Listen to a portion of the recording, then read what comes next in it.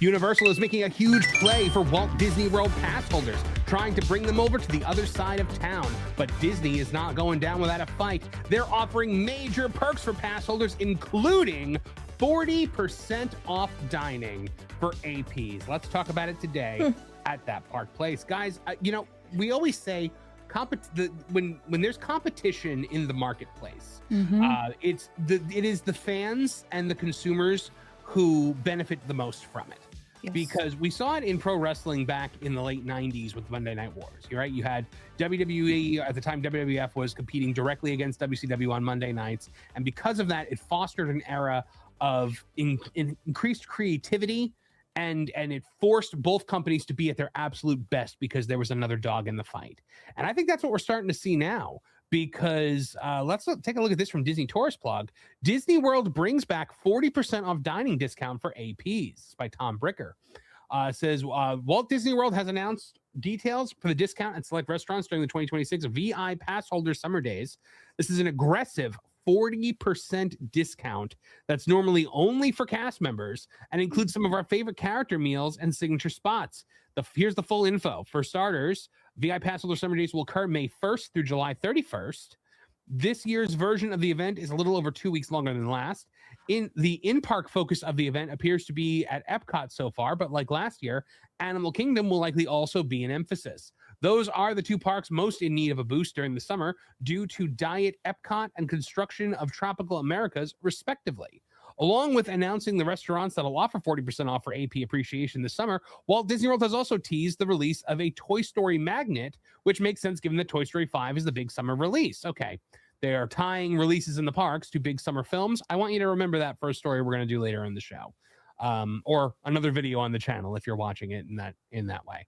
Walt Disney World is still in the process of revealing the details about the ways annual pass holders can take advantage of the appreciation, but they wanted to specifically here on Disney Tourist Blog draw attention to the dining discount as it is a whopper. It is. Let's see. Do we have a list here? Save 20% at the following restaurants Monday to Thursday from May 1st through July 31st. Be our guest for lunch and the Crystal Palace for lunch and dinner. 20% off Crystal Palace dinner. That's not bad. But 40% off Monday to Thursday, May 1st through July 31st at Beer Garden for lunch, Coral Reef for dinner, Garden Grill lunch and dinner, Hollywood and Vine breakfast, lunch, and dinner, Tiffin's for dinner. 40% off Tiffin's. I'm there, dude. Like, that's good. Tusker House lunch and dinner, Boat Rights Dining Hall dinner only, Cape May Cafe dinner only. That would have been great 15 years ago. Toledo Tapas and Steak and Seafood for dinner, and Whispering Canyon Cafe brunch and dinner. I think those are the only ones. It's a great picture of Piglet there. Valid only Monday through Thursday at participating locations. Capacity and reservations are limited. To enter a theme park, you need valid admission. At the time of purchase, pass holders must present their valid annual pass ID. Well, that's offensive. And offer valid for Walt Disney World Resort pass holders only. So, guys, I think the big one here is Tiffin's. Vash, have you ever eaten at Tiffin's? I have not eaten at Tiffin's, but you're talking about a location that I always thought had, regular visitation and demand. So the idea that you're putting it on this list amongst so many others is really profound. And we've seen this kind of trend lately with summer demand, going down pretty consistently year over year, ever since I'd say the pandemic, really. It's been happening for a little while here, and it's just so interesting, the variety of different deals and so forth that I should say Disney is employing because of things like Universal, like you beautifully pointed out at the top of this segment right here, but also too, like, just what can we do to really foster, to or cultivate demand for some of these parks that may have issues, as pointed out in the article. I think it's extremely fascinating right here. And the fact that they're going with food and so forth, that's an interesting idea. 40% is huge, though. Like, that's really big. I am honestly shocked at a 40% discount, because that, like they said, was reserved only for cast members, really. Like, that was like, your cast member friend wants to go out to dinner and you're like, oh, cool, 40% off. That's great. But I mean, 40% off some of these restaurants, that's a lot of money, especially a place like Tiffin's, where, it has anyone here eaten at Tiffin's before? Am I the only one? Yeah, I think you're the only one. It is the best restaurant in Animal Kingdom. It's so good. There's a reason why when they were building Pandora, Joe Rohde ate at Tiffin's every single day. Like they used to say, if you want to meet Joe Rohde during the construction of of Pandora, just try to go into Tiffin's at some point during the day and see if he's in there. Because Well, we've all kind of said Animal Kingdom, the park and the resort have the best food on property. But so that's a no-brainer. I'm shocked that the character dining is at 40% off. yeah, And for those in the audience that don't know, so Cape May Cafe and Garden Grill, those are two character dining experiences. Mhm. It's a cool kid summer. So if you're parents out there with little ones and you're planning a quick trip, those two are character dining meals. And I think that's insanely, that deal is insane. 40% off. I saw this a couple of days ago. I'm so glad you brought this up, Marvin. I have a question though that's been like, I'm like dying to ask because I haven't been an annual pass holder for Universal in quite some time. Does Universal ever offer this kind of deal for their restaurants on property? Universal doesn't have many table service restaurants in its parks. Okay. For the most part, Universal has kind of found this niche somewhere between quick service and table service. So like Minions Cafe, for instance, and most quick service locations, you walk in, you sit at a table, you scan a QR code, you order on your phone, and somebody brings it to you, but it is quick service food. Okay. They don't have things like Tiffin's typically, in the parks. I mean, they've got like Mythos, which is, Vash, the number one rated theme park restaurant 10,000 times. Yeah, for 10 years running or something like that. I think for 10 years running, 30 years ago. They need to I update swear. that banner totally. And They if you do- go in there to they do eat, it's just update because that of the banner rock work. occasionally, though. Like they'll break out a new one, and I'm like, really, guys? We're still Yeah. I blame Robert Niles for starting this friggin' trend, but it's so hilarious. No, you're exactly right, Marvin. Not a lot of table service over there at Universal, unfortunately, even though they do table service, I think quite well. But look, I think we've seen a change in consumer behavior, consumer pattern that might be behind some of these moves as well, right? I remember being lucky enough to be part of to view a presentation internally from Disney a couple of years back, and they were actually suggesting that look, I mean, people have kind of fallen off when it comes to our table service dining locations, and they were actually saying it was more time related than it was actually price, which I thought was a very interesting thing, right? Because well, and the reason they said that is because they've ever had. Like, I don't want to hear that. Like, that's the reason why they said it, I thought was interesting. One was that people like aren't willing to sit for like 60 or 90 minutes for a restaurant because of like Lightning Lane, for example. At that point, it was called Genie Plus. But if you've already bought into that system, you're looking to get the most value out of it, so you don't necessarily want to be tied down to a dining location. That was what they were saying, and I thought that was really, really interesting. Here, obviously, they've gone for price, right? It maybe suggests how overpriced these restaurants really are. But I'm sure they've seen a decline in this, as I think the trend has really happened nationwide, right? We see a lot less table service dining just kind of everywhere in the U.S., but I would think theme parks, maybe time is a factor, but I would certainly think cost is for sure. Well, I mean, these restaurants definitely don't get any cheaper. Right. What's fascinating? Now, Beer Garden, that's one that, guys, if you've never been there, you should go there. If you like German food, I mean, it's a German buffet, and it's wonderful. I love it. Lunch at Beer Garden, 40% off. I'm there.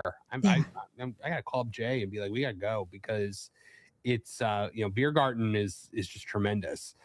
Coral Reef, I hate Coral Reef. They redid their menu. They had to. It was so bad. Did they? Yeah, because for a long time it was the worst. They just upgraded their menu, and Whispering Cannon Cafe, Beer Garden, those are two kind of like interactive. I think Beer Garden is more like live entertainment, and then Whispering Cafe, it's more of like an experience where you get like a funny waiter or waitress or whatever. I think it's really cool that they threw in some of these really cool dining experiences, because it's not just going there to sit down and eat a meal. You're actually watching a live show or getting entertained by your waiter or waitress. All of this is really interesting. Be Our Guest for 20% off. At one time, Be Our Guest was impossible to get a reservation for. Now you can just get it. So you can walk in. You could just, Every time when I walk up, I like ask sometimes, like, hey, you guys have walk-ups available today? Oh, absolutely. When do you want to come in? Oh, when do you guys have walk-ups available? Pretty much all day. Yeah. I don't think it pulls people in as much as it used to. But so I've never eaten at Garden Grill or Hollywood and Vine. Tusker House the one in the park, or is that the one at Animal Kingdom Lodge? So that's in the park, and we did it a long time ago. It was so much fun, and the characters come out in their dress. I think that's also a character dining, isn't it? With the character, if I'm thinking of the right Tusker House, it's a Donald thing. Yeah, so like they come out in their little wilderness explorer outfits, and it's an all you care to enjoy buffet. It's very nice, and I highly recommend it. The food is delicious. Cape May Cafe used to be one of my favorite places on property, and since COVID, it has not been very good. It used to be a clam bake. It was a buffet, all you can eat. Had king crab legs. Had you were given a bucket and a little shovel, and you just shoveled clams and mussels into the bucket, and you had like your little butter thing right there, and it was amazing. And now it's just a family style. You care to eat, they bring you out a platter. It's nowhere near as what you don't walk through. Well, we haven't been since the boys were little, and we went there for breakfast, and it was honestly at the time the best breakfast we had for buffet. Oh, yeah, it still is.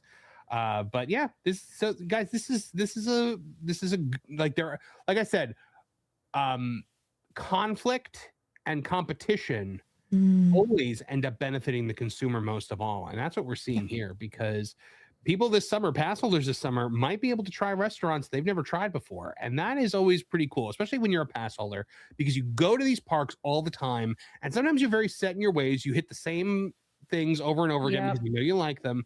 But when there's something like this, a 40% off discount, then maybe it's like, hey, you know what? I've never eaten at Garden Grill, man. I want to try that rotating restaurant. I want to see what it's like. 40% off. I'm gonna go. So yeah, this is great.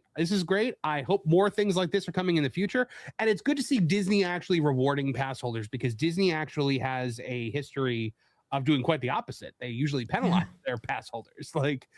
So that's 3 character dining on this bullet point list. That's amazing. Yeah. So it's typically Universal, there's a pass holder lounge and Islands of Adventure.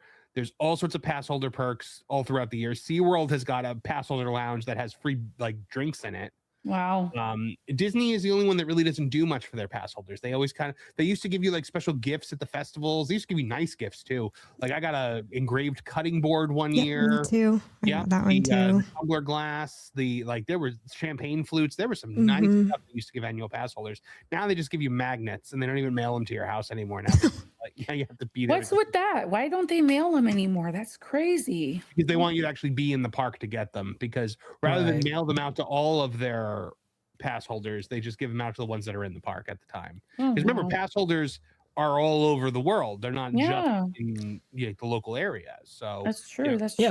People that they'd rather you book the vacation, spend the money to pick up a magnet. There you go. That's not going to drive anyone crazy.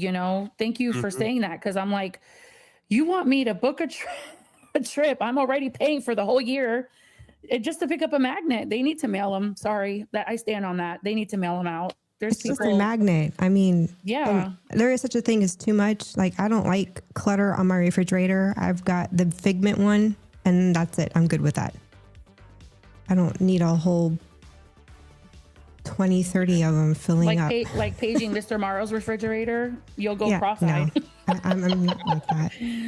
My refrigerator has a lot of the magnets on it too. I'll post a picture of it one day. But there you go, guys. So ask yourself this question: if you're a pass holder in Walt Disney World this summer, what new restaurant are you trying? Sound off in the comments. Let us know. Thanks for watching That Park Plays News. For more information, consider checking out www.thatparkplace.com. And don't forget to subscribe, share, like, and send this out on your favorite social media accounts.